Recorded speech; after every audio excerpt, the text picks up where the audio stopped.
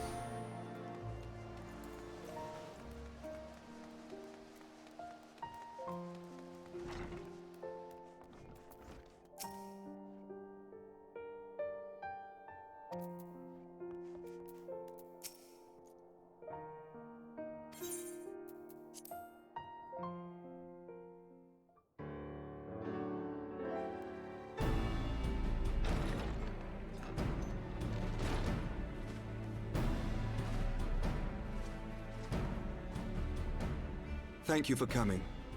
I wish to speak with you both in a place where privacy was assured. We quite understand. What was it that you wished to discuss?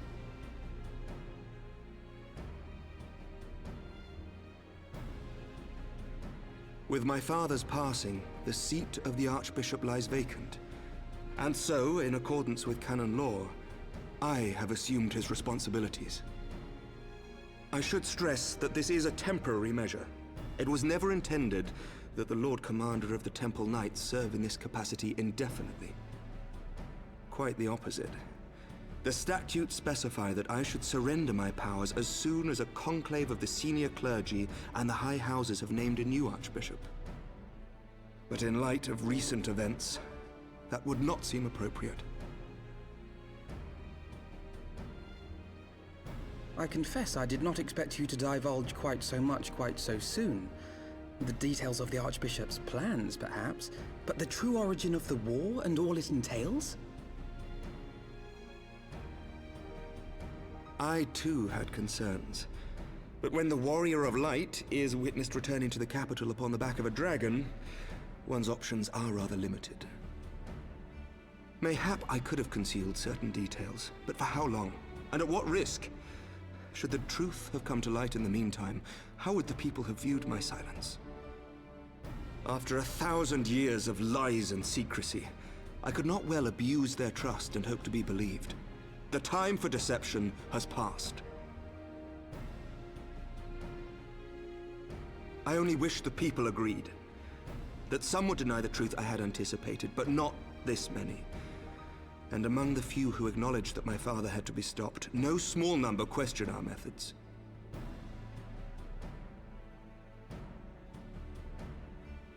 If they suspect a coup, it will not be long before some turn to violence. It has already begun, and that on both sides. Men and women of the cloth are being harassed in the streets. Some have even been assaulted in the Broom. Hilda and her people have formed a watch to help us maintain order, but such measures will not prevent the unrest from spreading. For all our talk of peace, the people remain frightened and confused. For their sake, we must bring the Dragonsong War to a definitive end.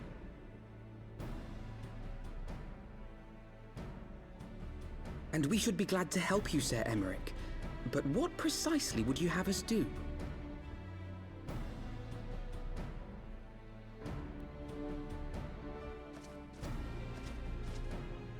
We wish to treat with the dragons of Annex Trine. To that end, I would trouble you for an escort and an introduction.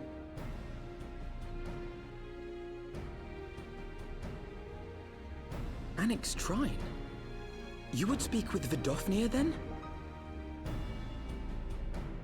We must needs open a dialogue between our peoples.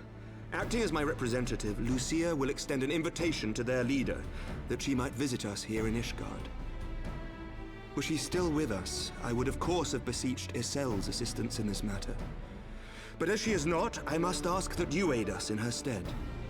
Will you do us this favor?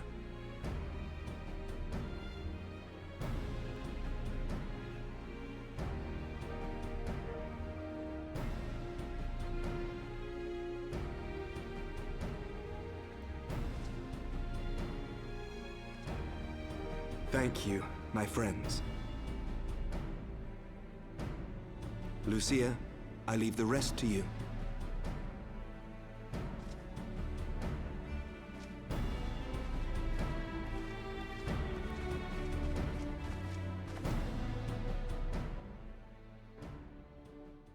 In the wake of the Archbishop's fall, the nation of Ishgard trembled, the faith of her people shaken to its very core.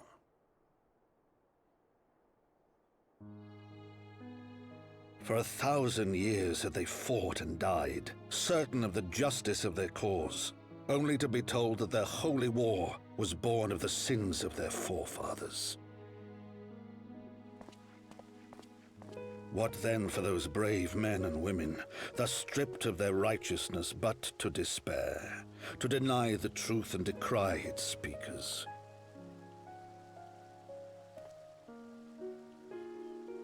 And what then for those whom they defamed but to hope on, to have faith in a brighter tomorrow?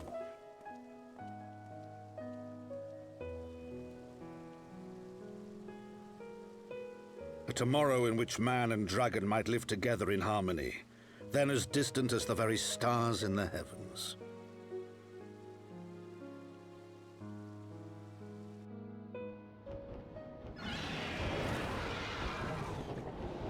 Yet while we dared to hope, deep within his lair the enemy lay, gathering his strength. Nidhogg, now possessed of his 2 eyes and the body of the Azure Dragoon, prizes to which he had laid claim at the very hour of the hero's triumph.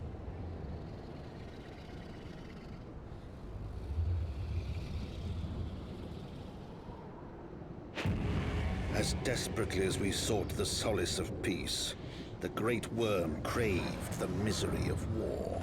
Nor was he alone in his misbegotten desire.